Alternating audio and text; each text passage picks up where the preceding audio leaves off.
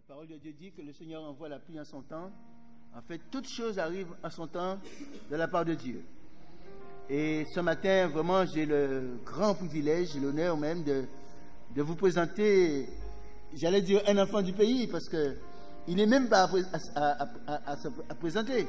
Mais comme il y a parmi nous des visiteurs, il y a aussi des personnes qui peut-être ne connaissent pas ce personnage en question. Donc c'est pour cette raison que je vais faire vraiment un plaisir et une joie de présenter le pasteur Claudie Rétel. Je demande de s'avancer. C'est un enfant du pays et c'est un enfant de l'église de Bethel. Et c'est avec joie en ce début d'année, ce premier sabbat de l'année, que nous allons lui permettre de partager avec nous le pain de vie. Il y a son épouse aussi qui est dans la salle, Sandrine Rétel. Elle pourrait se mettre debout un petit peu. Elle est à l'extérieur, elle est sortie. Voilà, avec des enfants. Donc elle est avec les enfants. Donc le frère, le pasteur Claudie, donc, est accompagné de son épouse ce matin. Donc nous leur souhaitons vraiment une cordiale bienvenue et que la paix de Dieu nous accompagne et que ce moment de partage soit profitable pour chacun d'entre nous. Voilà, merci. Je vous remercie, Jean. Alors, il a utilisé un grand mot, hein, personnage. Je suis juste Claudie, l'enfant de l'église de Cap-Esther. Et comme je disais il n'y a pas si longtemps que cela, toutes les fois que je ne prêche pas dans une église, je suis dans mon église. Donc ce matin, je suis ici pour partager avec vous ce premier message de l'année. Et Jean a pris le soin également de dire que mon épouse est à l'extérieur avec les enfants. Mais ce ne sont pas mes enfants. D'accord, ce sont presque mes enfants, ce sont les enfants de mon petit frère. Donc toutes les fois que nous sommes ici, effectivement, ils sont accrochés à nous. Donc de temps en temps, nous laissons respirer Cédric et Jasmina et nous prenons le relais. Ce matin, j'aimerais partager avec vous un message de la parole de Dieu. Et ce message, je l'ai intitulé « La plus attitude ». La plus attitude. Alors, pour ceux qui fréquentent beaucoup les anglophones, vous savez, nous aimons à utiliser ce genre d'expression. Nous devrions dire en français l'attitude plus. Mais nous allons garder cet anglicisme pour des gens comme Joé, le sieur, et nous allons parler de plus attitude. Ce matin, nous sommes le premier sabbat de l'année. Et sûrement beaucoup d'entre nous ont eu l'occasion, il y a quelques heures de cela, de prendre leur portable, de prendre leurs iPads, leur iPhone pour envoyer des vœux, espérant que 2016 sera une bonne année. Je voudrais simplement remettre à notre mémoire quelques réalités. Après le 11 septembre 2001, le monde s'est dit que ce ne sera jamais plus pareil. Après le 7 janvier 2015, la France s'est dit ce ne sera jamais plus pareil. Mais après le 13 novembre, nous, Guadeloupéens, nous avons fini par dire ce ne sera jamais plus pareil. Vous savez, nous sommes dans un monde où la peur et la terreur font que les hommes veulent se réfugier dans des espérances mal placées. Qu'espérez-vous de 2016? Qu'espères-tu de 2016? Alors bien sûr, tu as dû dire à tes amis, ces dernières heures, je te souhaite beaucoup de bonnes choses, etc. Mais qu'espères-tu vraiment de 2016? Eh bien, 2016 te répond ce matin. Et voilà ce que 2016 te dit. Je suis la nouvelle année. Je suis une nouvelle page vierge dans ton carnet du temps. Je suis ta prochaine chance dans l'art de profiter de la vie. Je suis ton opportunité de pratiquer ce que tu as appris sur la vie au cours des 12 derniers mois. Tout ce que tu as cherché et pas trouvé est caché en moi, t'attendant pour y faire des recherches avec plus de détermination. Tout le bien que tu as essayé de faire sans succès, tu l'accompliras en moi quand tu auras moins de désirs contradictoires. Tout ce que tu as rêvé, mais pas osé faire, tout ce que tu as espéré, mais pas vécu, toute la foi que tu as professée, mais que tu n'as pas eue, tous ces espoirs déçus sont en moi 2016, attendant d'être réveillés par la réalité d'une détermination sans égale. Je suis ton opportunité pour renouveler ton allégeance à celui qui a dit « Voici, je fais toutes choses nouvelles. Je suis la nouvelle année. » Alors, qu'espères-tu de cette nouvelle année? À la lumière de ce qui a été lu précédemment, qu'espères-tu? Dans la parole de Dieu, Jésus s'adresse à son audience et il déclare une parabole. Un homme avait un figuier planté dans sa vigne. Il vint pour y chercher du fruit et il n'en trouva point. Alors il dit au vigneron, « Voilà 3 ans que je viens chercher du fruit à ce figuier et je n'en trouve point. Coupe-le. Coupe-le. Pourquoi occupe-t-il la terre inutilement? » Et le vigneron de répondre, « Seigneur, laisse-le encore cette année. Je creuserai tout autour et j'y mettrai du fumier. Peut-être à l'avenir, donnera-t-il du fruit. Sinon, tu le couperas. » Inclinez la tête avec moi alors que nous prions. Notre Père et notre Dieu, ta sainte parole est ouverte devant nous, tout comme cette nouvelle année s'est ouverte devant nous. Et nous voulons nous réfugier, Seigneur, dans ta révélation, dans ta parole, afin de trouver motif de satisfaction et de vraie espérance, alors que nous sommes entrés dans cette nouvelle année. Sois celui qui dirige nos pensées, sois celui qui dirige nos réflexions, sois celui qui est l'objet de notre méditation. En Jésus, nous voulons te prier en cet instant. Amen.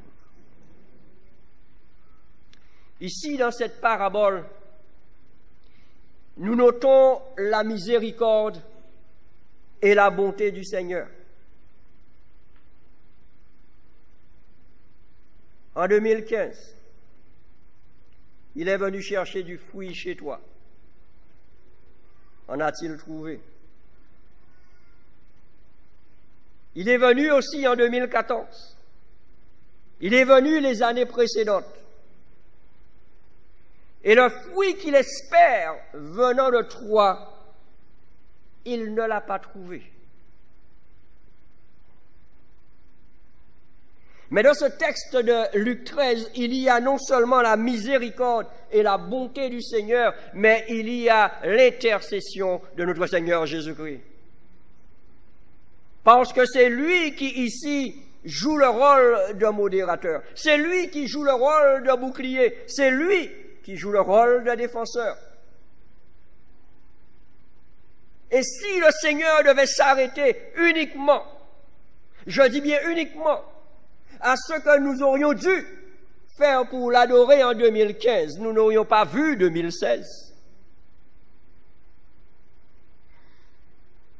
Dans son tribunal céleste, lorsque Dieu me regarde, et il dit simplement, il n'a pas porté du fruit. Coupe-le. Et Jésus, dans son amour, Jésus, dans sa miséricorde, dans sa grande bonté, il intercède. Et dit, écoute, Père, ne le coupe pas cette année. Laisse-le encore cette année. Et ce que moi je vais faire, je vais creuser tout autour. Je vais mettre du fumier. Je vais lui donner tous les nutriments nécessaires afin qu'il puisse porter du fruit. Et si, à la fin de 2016, Claudie n'a pas porté du fruit, alors tu le couperas. Voyez, le texte en anglais peut-être le rend mieux que le texte en français. When the Lord say cut it down, quand Dieu dit coupe-le, cut it down, c'est enlève-le.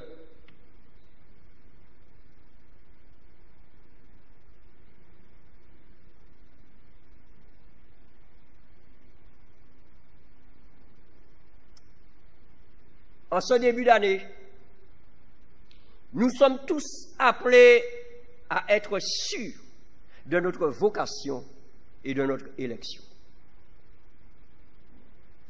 J'aimerais vous inviter à ouvrir vos Bibles avec moi dans l'Évangile de Jean. Nous sommes au chapitre 15. Jean chapitre 15. Et nous lirons simplement le verset 16.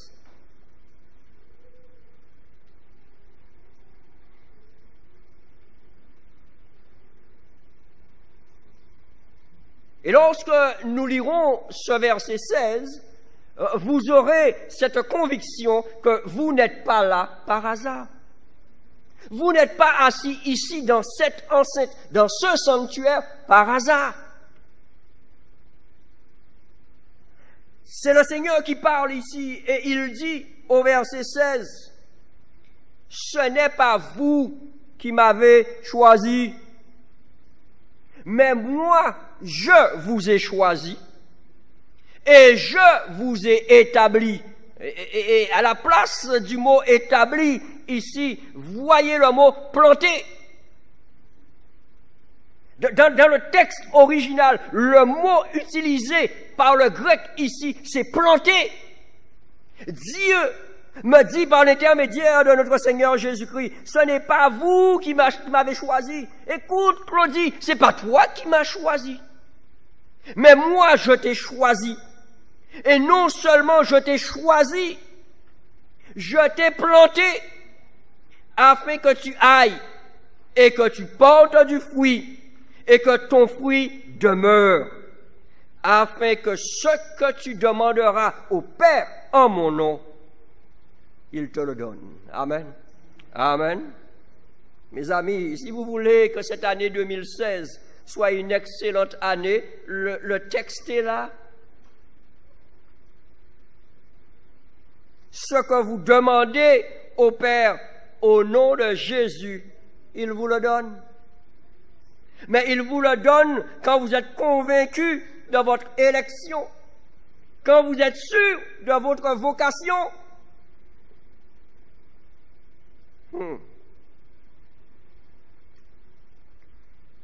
Maintenant, il y a une chose que nous devons bien comprendre. C'est que si je suis là ce matin, Je parle en termes d'existence. Cela n'a rien à voir avec mes choix.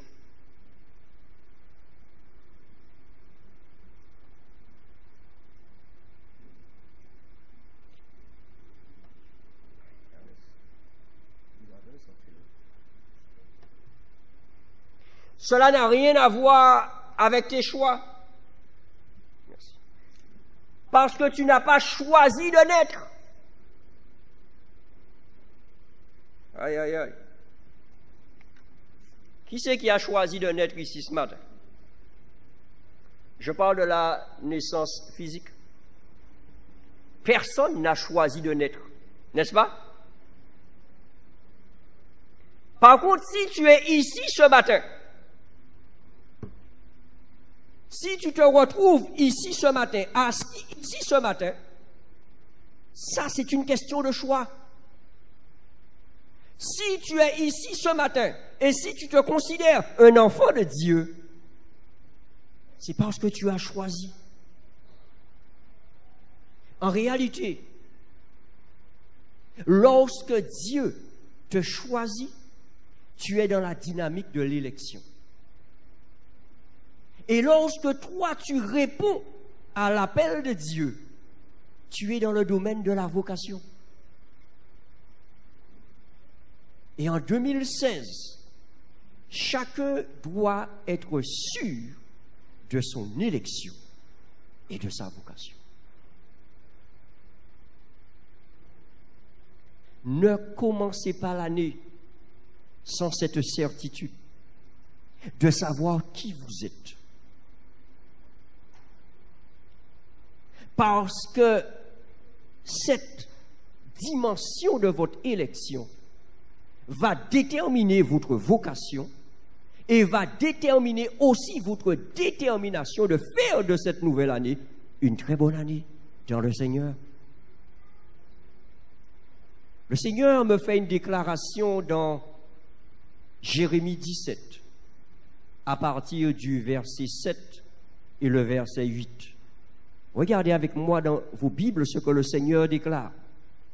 Il dit au verset 7, « Heureux l'homme qui se confie en l'Éternel. » Est-ce que vous y êtes? Jérémie 17, le verset 7, le verset 8. Heureux l'homme. Lorsque nous parlons de l'homme, nous parlons aussi, c'est un terme générique ici, nous parlons de l'homme, de la femme. Qu'est-ce qu'il est dit après? Au verset 8, il est dit quoi? Cet homme est comme est comme un arbre planté près des eaux et qui étend ses racines où? Vers le courant. Et il est dit, il n'aperçoit point la chaleur quand elle vient et son feuillage reste. Et dans l'année de la sécheresse, il n'a point de crainte, il n'a pas peur et il ne cesse de porter du fruit. Alléluia. Qu'est-ce qui fait que cet arbre porte du fruit?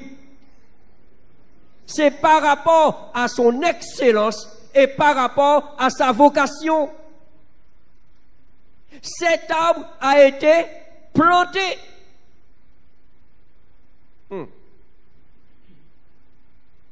Et si le Seigneur a choisi de te planter ici à Bethel, c'est ici à Bethel que tu dois pousser, c'est ici à Bethel que tu dois porter du fruit. Alléluia. Et même s'il y a des problèmes à Bethel, c'est ici que tu dois planter. C'est ici. Ne cours pas à Sainte-Marie. Ne va pas te cacher à l'habitué. Et écoute, Goyave n'est pas meilleur.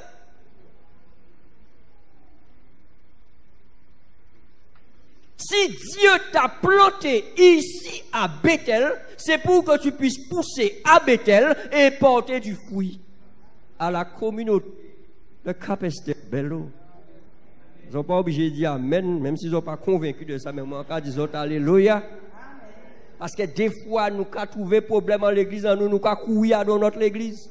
Mais là où courir dans notre église, le problème là, ou pas résoudre en communal, ou que tu vas en autre.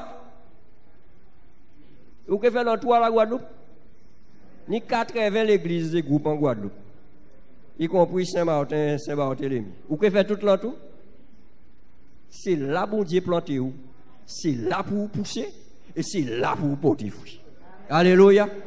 En 2016, je dois avoir la plus attitude.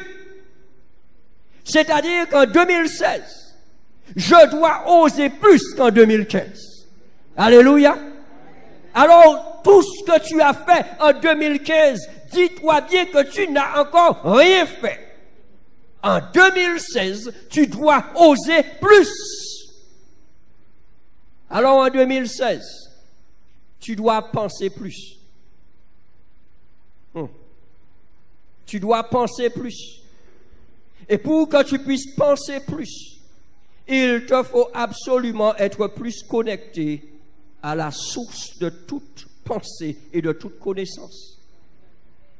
Pour que tu puisses penser plus en 2016, il te faudra étudier plus la parole de Dieu. Que dit la parole de Dieu dans Jean 5?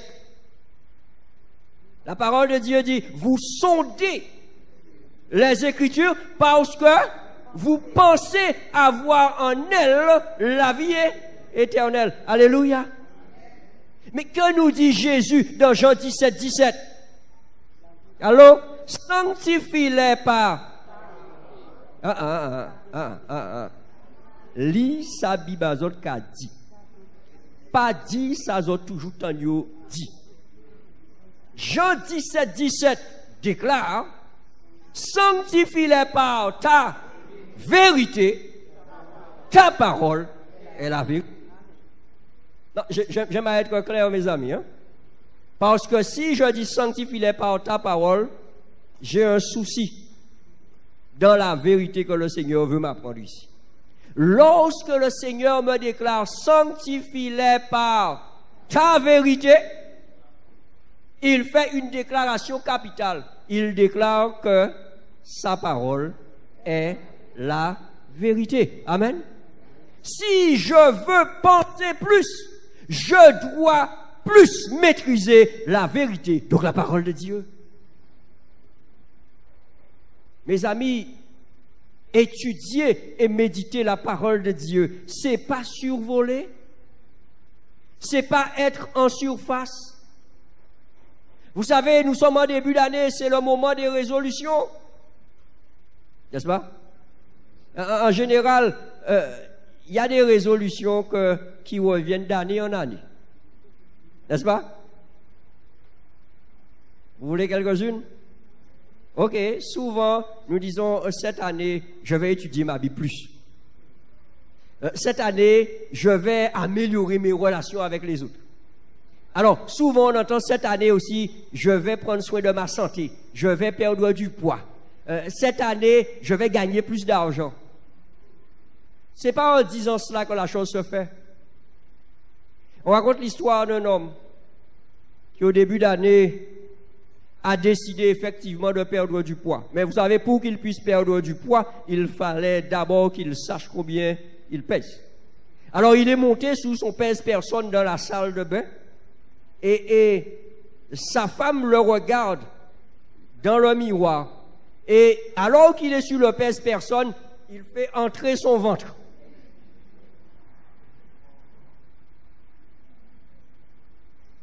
Oui, Billy, il a fait votre la rentrée.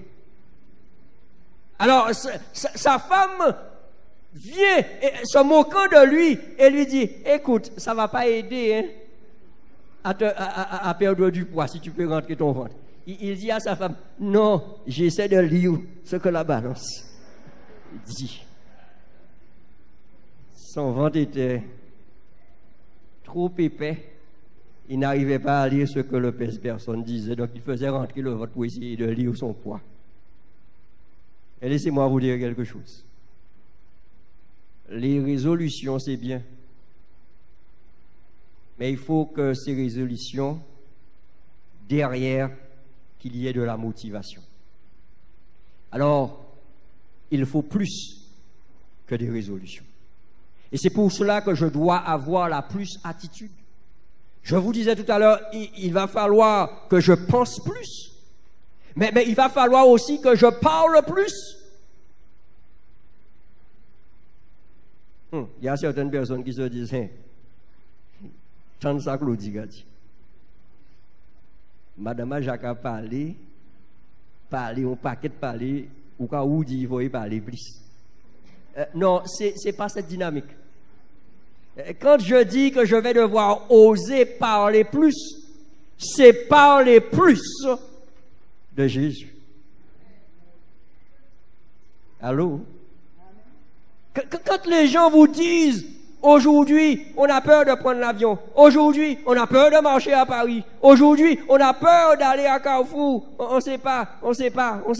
Oui, parce que, vous savez, le danger est partout. Il ne faudrait pas que nous soyons silencieux. Il faudrait que nous puissions oser parler plus et parler plus fort. Et dire aux gens que c'est prévu.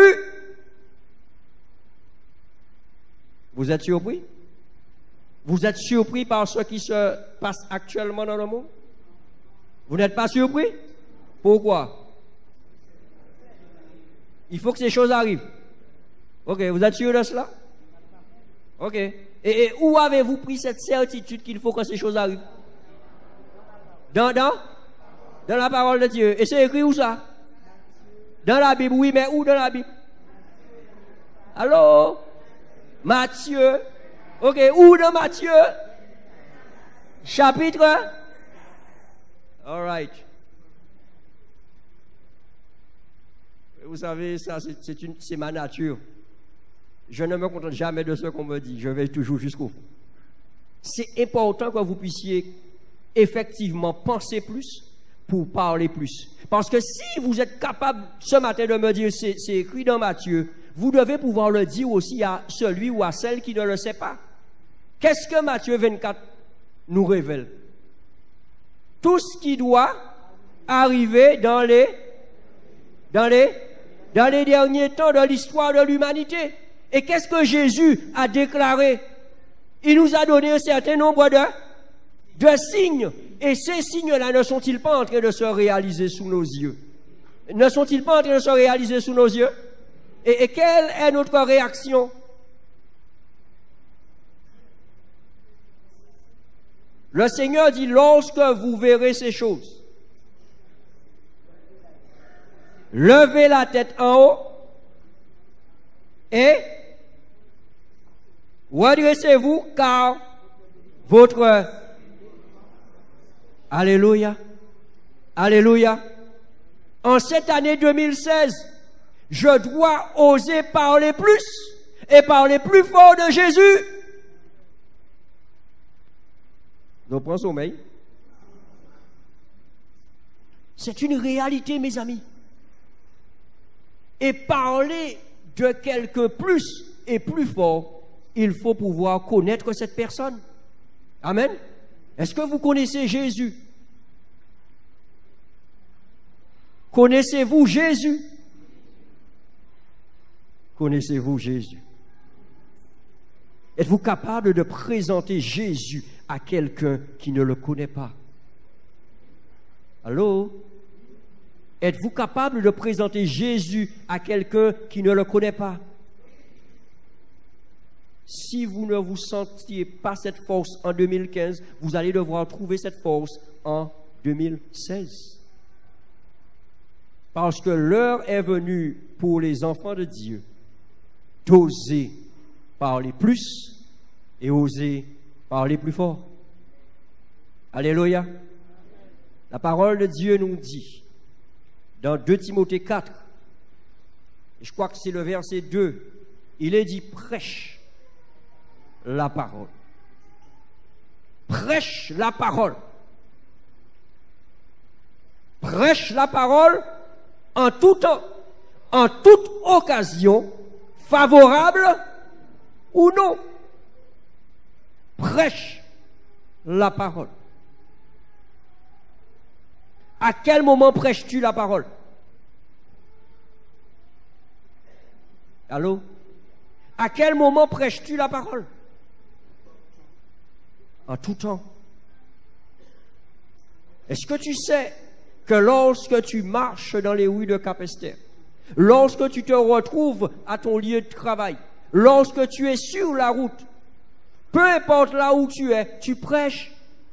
Même sans ouvrir la bouche, tu prêches. Allô?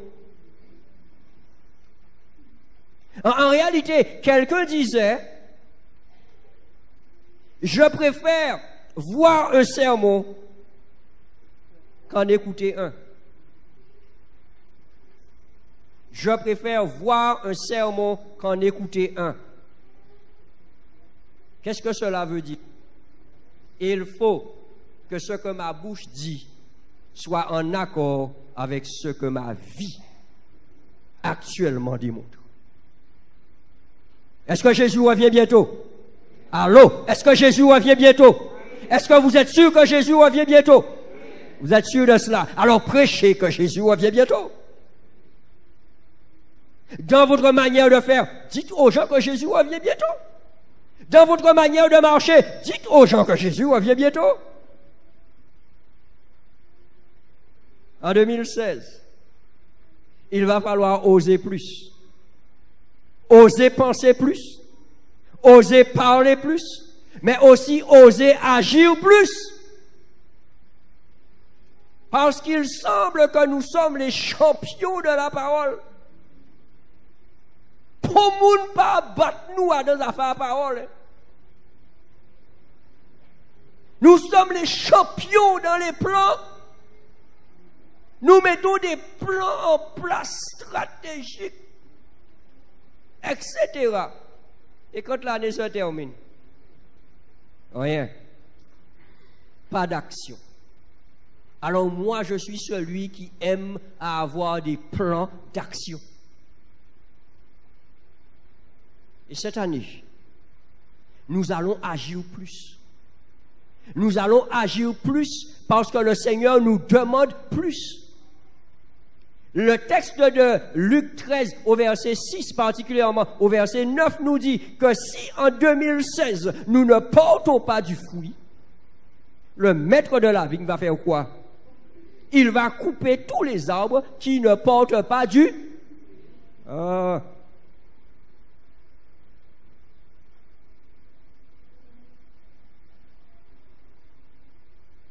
Vous souhaitez être coupé?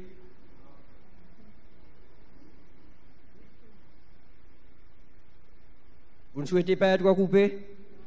Ok. Donc à ce moment-là, en 2016, il faudra agir plus. La plus attitude est nécessaire pour le peuple de Dieu aujourd'hui. Agir plus, c'est montrer plus Jésus aux autres. Agir plus, c'est partager plus. Ce que vous n'avez pas donné en 2015, donnez en 2016.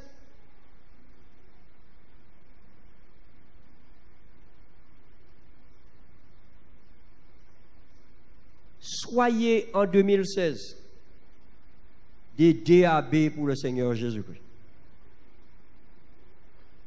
Des DAB. Vous ne connaissez pas ce que c'est qu'un DAB? Non? Yes, j'ai entendu. Oui. Distributeur automatique de billets. Vous savez, quand vous allez au distributeur, vous mettez votre carte, vous faites un code, et après la machine vous donne des billets. Monsieur, si vous en avez sur votre compte. Si vous n'en avez pas sur votre compte, la machine ne pourra pas vous donner le billet. C'est pas Karine. Mais cette année, en 2016, le Seigneur ne me demande pas d'être un distributeur automatique de billets. Il me demande d'être un dispensateur adventiste de bénédiction. Tout au long de cette année, je dois distribuer, dispenser des bénédictions du Seigneur.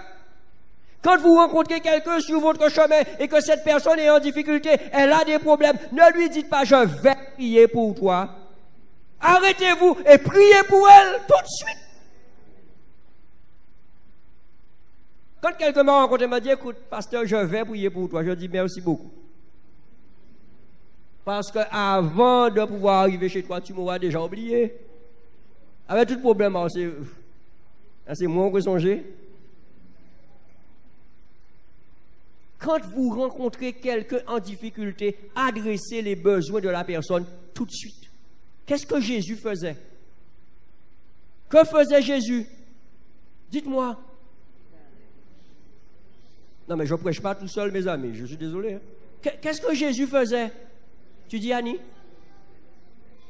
Il guérissait immédiatement la personne. Que faisait Jésus? Jésus répondait aux besoins des individus. Et ensuite, il leur disait, viens, suis-moi. Quand il avait le ventre vide, Jésus faisait quoi?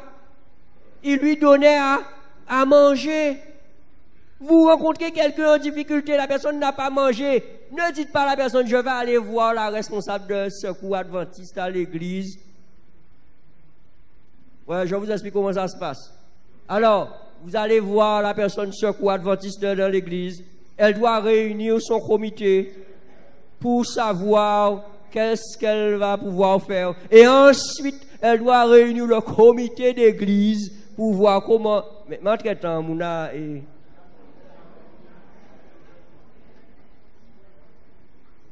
Alors, soyez le secours adventiste du Seigneur. Vous voyez quelqu'un en difficulté, répondez à ses besoins tout de suite. Après, vous irez voir le secours adventiste et le secours adventiste va prendre le relais. Alléluia. Vous avez un collègue qui veut savoir, mais pourquoi le monde est dans cette situation? Pourquoi il y a du terrorisme, etc. Et cette personne a besoin d'une étude biblique. Non. Quand on a dit, tu sais, je vais aller voir frère Vouto. Je vais aller chercher Jean. Jean va faire l'étude biblique. Tu ne sais pas lire. Tu ne sais pas parler. Même si tu ne sais pas lire, tu sais parler quand même. Tu sais dire ce que Jésus a fait pour toi. Et tu sais aussi dire ce que Jésus a en réserve pour toi, oui ou non? Alors, tu peux faire une étude biblique avec quelqu'un qui a besoin de connaître la vérité. Alléluia. Et quand tu feras cette étude avec cette personne, eh bien la vérité va faire quoi? Elle va te sanctifier. Donc elle va te fortifier. Et tu seras capable de pouvoir aider. En 2016, il va falloir que tu aies la plus attitude, il va falloir que tu agisses plus. Et pour terminer, en 2016, il faudra que tu sois plus.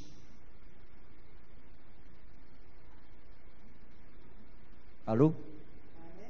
J'ai dit il faut penser plus, il faut parler plus, il faut agir plus, mais il faut surtout être plus. Être plus quoi? Être plus quoi? Allô? Être plus quoi? Mais être plus quoi? Hey. Il faut qu'en 2016, que tu sois plus toi. T-O-I. Pas toi, T-R-O-I-S. Il faut que tu sois plus toi. C'est-à-dire qu'il faut que tu t'assumes plus en tant qu'enfant de Dieu. Il faut que tu sois sûr de ton identité. Ces individus qui se font sauter, qui se font exploser, ils ne connaissent pas leur identité. Parce qu'ils ne connaissent pas l'identité du vrai Dieu. Lorsque vous entendez ces hommes crier Allah Akbar, gloire à Dieu, ils se trompent de Dieu. Parce que Dieu ne m'a jamais demandé de me suicider et encore moins de tuer les autres pour lui. Dieu est suffisamment grand pour défendre sa cause. Il est tellement grand qu'il défend sa cause et il défend ma cause. Et il défend ta cause, il défend toutes les causes. Donc il n'a pas besoin de moi pour défendre sa cause, mes amis. Il a besoin de moi simplement pour révéler à l'humanité ce qu'il a prévu pour le salut de chacun. Alors en 2016, je dois être plus, moi, un enfant de Dieu. Je dois être sûr de mon identité. Qui suis-je? Qui êtes-vous? Qui es-tu? Le sais-tu? Tu sais, pour que tu puisses savoir qui es-tu, tu dois savoir qui est Dieu. Parce que c'est lorsque tu découvres qui est Dieu, tu découvres véritablement qui tu es. Ce matin, dans la leçon, vous avez étudié sûrement la rébellion de Lucifer. Mais Lucifer s'est rebellé parce qu'il a voulu être Dieu. Mais en réalité, c'est quand tu veux être quelqu'un d'autre, c'est que tu as cessé ou peut-être que tu n'as jamais été toi.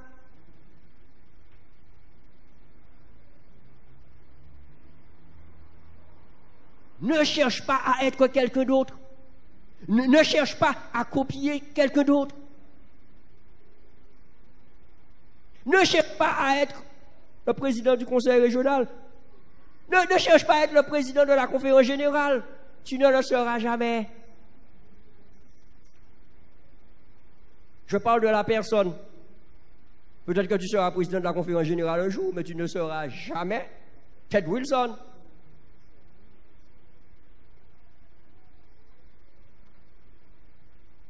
Tu dois chercher à être toi. Et tu ne peux être toi qu'en découvrant qui est Jésus-Christ. Parce que Jésus-Christ est l'essence même de l'identité chrétienne. Mes amis, lorsque nous saurons qui nous sommes, nous n'aurons pas peur de 2016. Lorsque nous saurons qui nous sommes, nous n'aurons pas peur des hommes. Lorsque nous saurons qui nous sommes, nous n'aurons pas peur de notre ennemi numéro 1. Lorsque nous saurons qui nous sommes, nous allons accomplir la volonté du Seigneur. Mes amis, en 2016, il faut avoir la plus attitude. Il faut penser plus. Il faut parler plus. Il faut agir plus. Et il faut être plus. Regardez dans vos Bibles le texte que j'aimerais que nous puissions partager. Colossiens, chapitre 3, à partir du verset 1er. Colossiens 3, versets 1, 2 et 3, que nous dit la parole de Dieu.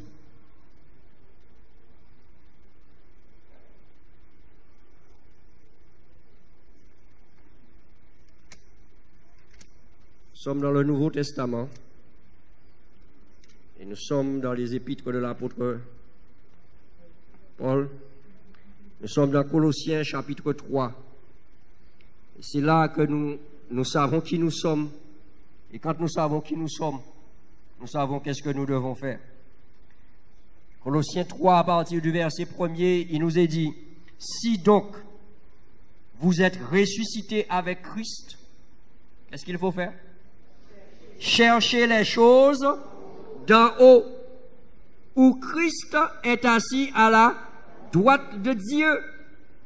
Affectionnez-vous aux choses d'en haut et non à celles qui sont sur la terre, car vous êtes morts et votre vie est cachée avec Christ en Dieu. » Le verset 4 nous dit, « Quand Christ, votre vie, paraîtra, alors vous paraîtrez aussi avec lui dans la gloire. » Amen. Alors j'ai envie de terminer avec cette citation de l'esprit de prophétie qui déclare que dans la vie de tout homme ou de toute femme, il y a un temps de défi ultime, un temps où chaque capacité est testée, un temps où la vie semble injuste, un temps où notre foi, nos valeurs, notre patience, nos facultés à persévérer sont poussées dans leur dernier retranchement et au-delà. Et la servante du Seigneur termine en disant, certaines personnes se servent d'une telle épreuve comme une opportunité de devenir meilleures. D'autres permettent à ces expériences de la vie de les détruire. J'espère en tous les cas que lorsque vous serez testé en 2016, vous utiliserez ces expériences pour devenir meilleur, parce que vous aurez choisi la plus attitude. Ce matin, j'aimerais terminer en lançant un appel à tout chacun. Qui c'est qui veut, à partir d'aujourd'hui, faire de cette année une année riche spirituellement en Jésus-Christ? Amen. Qui c'est ce matin qui prend l'engagement d'aller dans la dynamique de la plus attitude? Laissez-moi voir ceux qui prennent cette dynamique de faire plus cette année. Je vous invite à vous mettre. Oui, vous allez faire plus. En sortant de la position assise, en étant debout, vous faites déjà plus. Que le Seigneur, véritablement, non seulement vous entende, mais vous voit et vous donne la possibilité tout au long de cette année de faire plus. Parce que vous devez savoir une chose, c'est que le Seigneur revient très bientôt pour nous donner plus. Et ce qu'il va nous donner, c'est du plus. C'est de l'excellence lorsque nous allons dans l'éternité. J'aimerais particulièrement vous inviter à garder à l'esprit la décision que vous prenez maintenant de pouvoir faire plus avec le Seigneur, avec son aide. Mais il ne peut pas faire sans vous. C'est vous qui allez être le déterminant de cette plus attitude.